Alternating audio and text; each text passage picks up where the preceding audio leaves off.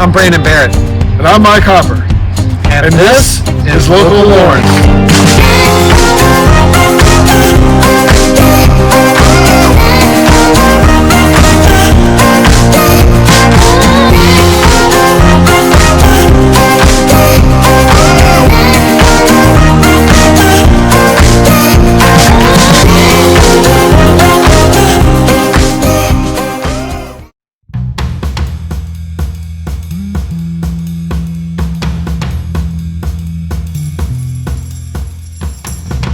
Hi, this is Mike Hopper, and this is Local Lawrence, and we're on the scene at JavAroma, and here I have Joanna Wade.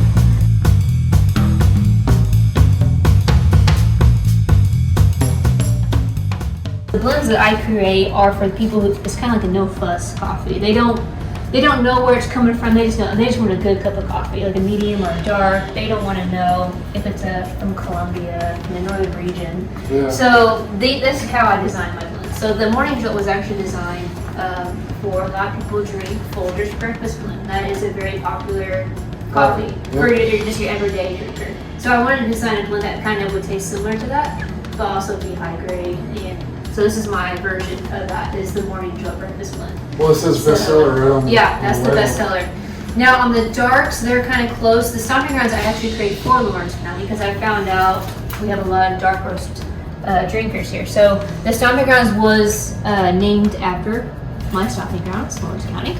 So that's how that came out. But some people wanted something a little bit darker than the stomping grounds, so that's when the blackout was introduced in 2019. And then the Italian, which is even like oily, really dark, intense coffee, that was introduced this month, actually. What's this thing right here? So that is soap, coffee soap. It's actually an exfoliating soap. Indiana Soap Company out of Greenfield, Indiana, we did like a collaboration project. Mm-hmm. She used my coffee in a soap product, and we actually called it Java Scrub. So that was one of my new products for the Christmas. Coffee soap.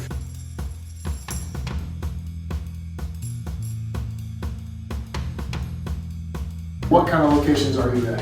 So, especially with COVID hit, I tried to diversify myself as much as possible. Right. So I'm in a lot of grocery stores. I would say about between 15 to 20 grocery stores. And again, you have to kind of manage those on your own. And then other small independent shops, I would say maybe 20 repetitive. And that involves coffee shops plus retail shops that want to sell it on the shelf. Okay. So here locally, Ace Hardware here in town sells it. Apple Acre sells it. Okay. Apple Acres was one of my first accounts actually. So they were the first ones that kind of gave me a chance. And it's been a great spot for 6 years. I noticed that you got all your coffee in totes, and it's all labeled. All labeled with the dates and what kind it is. Most of the stuff is in and out within a couple days. Because I have so many different kind of avenues where I can sell at, it doesn't stay roasted. And I obviously keep it in the bean form. It stays fresher that way.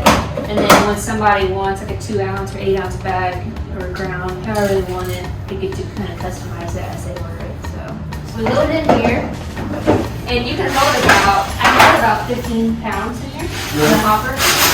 So throw that in. You gotta get it down to 0. So now it's loaded for an 8 ounce bag. And so like I was saying, if it beeps, it's ready to go. And then you just put the bag underneath here. And then I can either grind it or seal it from the get-go. Okay. And then again, it just keeps on weighing it while you're doing whatever else you want to be doing. So, so this is a decaf, but we'll grind that. Now, sometimes like in the grocery stores, I had to have barcodes.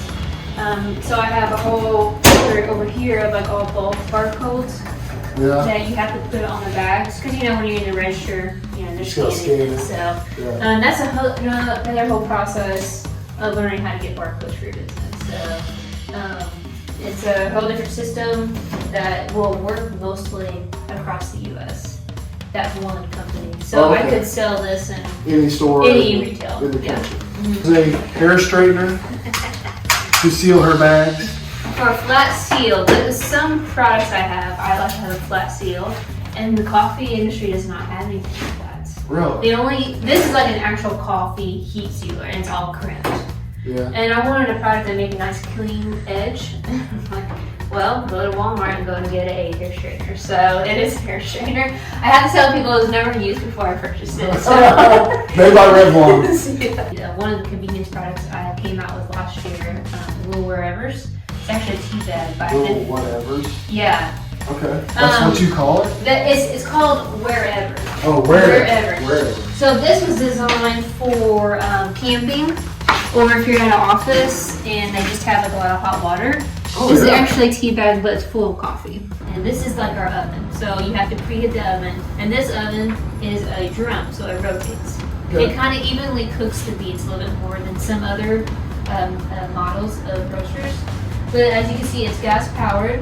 But it's also, I'm able to kind of control manually with the flame and the airflow. So those are two different things you have to watch for as it's roasting to kind of tweak on how it's roasting in here. So as you see, there's a little window glass right here. You can kind of see them changing colors. And you're also going to be hearing a lot of noises. And then this is also a little viewing thing right here that it takes about 14 minutes or so. But you can kind of keep an eye on it through here. Once it's roasted, you can take some out and look at it. You can also see it here and then also by the noise. So the coffee roasting process has two distinct crack processes. It actually cracks, kind of like Rice Krispie treats. Okay. It actually cracks. So there's a first crack and a second crack. Some coffees you want to take the second crack, some you do not. So you have to kind of be listening as well as timing and everything like that. But as you think, yep, it's ready to pull, it actually dumps through here, and this is actually a cooling fan. It actually turns and cools it immediately as you dump it. So then it comes out there, and that's when it stops the process from there. So, and then from there you dump it into my tub. I have it there, and it's ready to go to package. So within 15 minutes, I can get about 9 pounds of coffee. Who taught you how to cook the beans? Nobody, I learned myself. That is like, So you're self-taught. yeah, nobody wants to tell you how to roast it. So when I bought the machine, the manufacturer down in Florida, so I didn't even know how to turn it on at least. I mean, can you show me that? So I had two choices, either fly him up here from Florida, Right. or I could fly down to Florida, Clearwater. I'm going to Florida. So Right. I flew down there for a day. He showed me how to turn it on, whatever, and all right, so then I went to the beach after that. But, Of course. yeah, of course, yeah. Why would you not? But that's how I learned. It was just literally an hour of him kind of showing me different things to change, and then it's just trial and error from there. So that's wow. now that thing right there I was going to show you. I roasted yesterday, but I wanted to show you what happens. It's actually called the coffee shaft. It's the coffee skins. You know how I was saying that the coffee actually like pops and things like that when it's roasting? So the coffee actually loses about 70% of its weight from start to finish. Okay. So when I'm costing things out, I actually have to consider a 70% loss in volume because I'm selling it by the volume in there. Is how I sell it.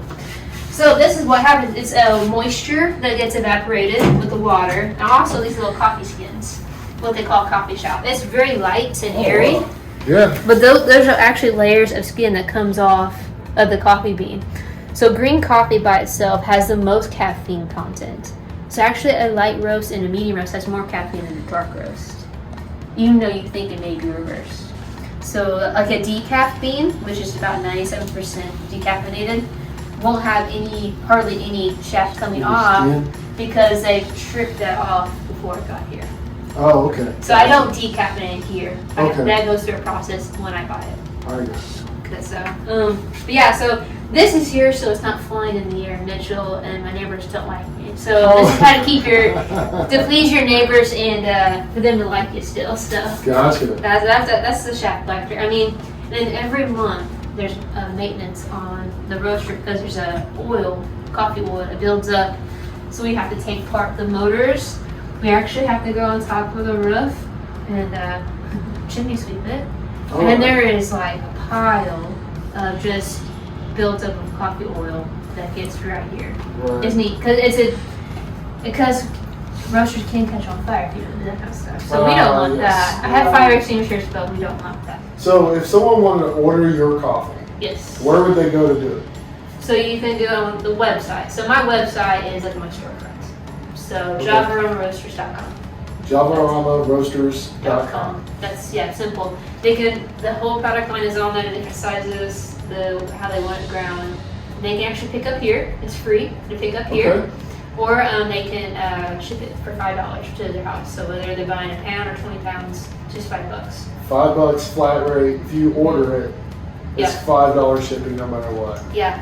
So, and like for pickup here, I don't have set business hours because as you know, I'm distributing. I have to be on the road sometimes. Right. There is an after hour pickup. I have a little sign out on the door. If I'm open, come on in and get you all taken care of.